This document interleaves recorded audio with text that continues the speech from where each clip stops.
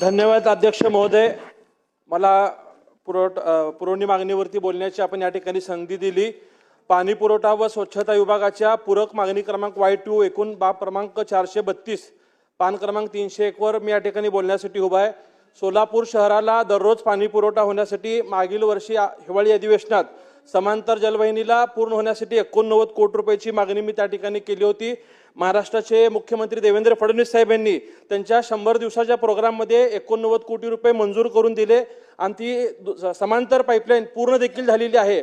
परंतु पाईपलाईन पूर्ण झाल्यानंतर एक बाब अशी लक्षात आली की शहराला रोज पाणी पुरवठा करणं अद्याप शक्य नाहीये।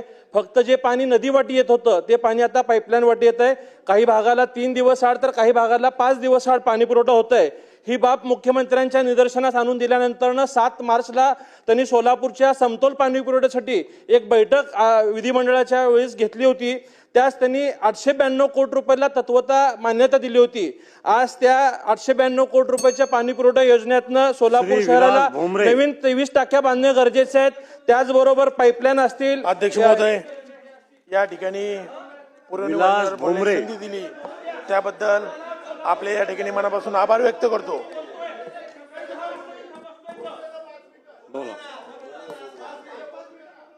12 लाख सोलापूरकरांच्या पाण्याच्या प्रश्नासाठी बोलायला उभारलोय। सकाळी 10 वाजता आलोय। या ठिकाणी सोलापूर शहराची ही पाईपलाईनची कामं प्राधान्याने होणं गरजेचं आहे। स्वतः मुख्यमंत्री या ठिकाणी सकारात्मक आहेत।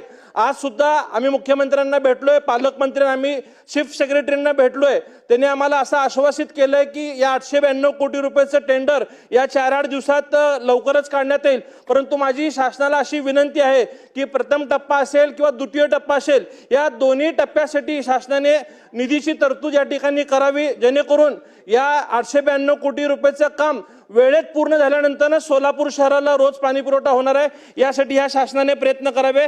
त्याचबरोबर नगर विकास विभागाच्या बाब क्रमांक 101 मध्ये मी या ठिकाणी मागणी करताय। सोलापूरचे ग्रामदेवत शिवोगी सिद्धरामेश्वरांचे जे अतिप्राचीन मंदिर आहे, हे अमृतसरच्या धर्तीवरती तलावाच्या मधोभागी आहे। हे लोकसहभागातनं 12व्या शतकात स्वतः सिद्धरामेश्वरांनी खोदून काढलेलं तलाव आहे। याच्यासाठीही शासनाने 10 कोटी रुपयाचा निधी द्यावे।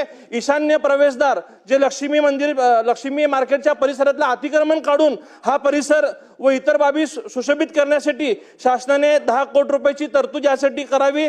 व महाराष्ट्र व देशातला जो धार्मिक भक्त सोलापुरात अक्कलकोट, पंढरपूर, तुळजापूरच्या दर्शनासाठी येतो, त्यांना सिद्धरामेश्वर मंदिराचा प्रसार होऊन अमृतसरच्या धर्तीवरती या मंदिराचा विकास होण्यासाठी मी मागणी या माध्यमातून सरकारला करतो। आणि आपण या ठिकाणी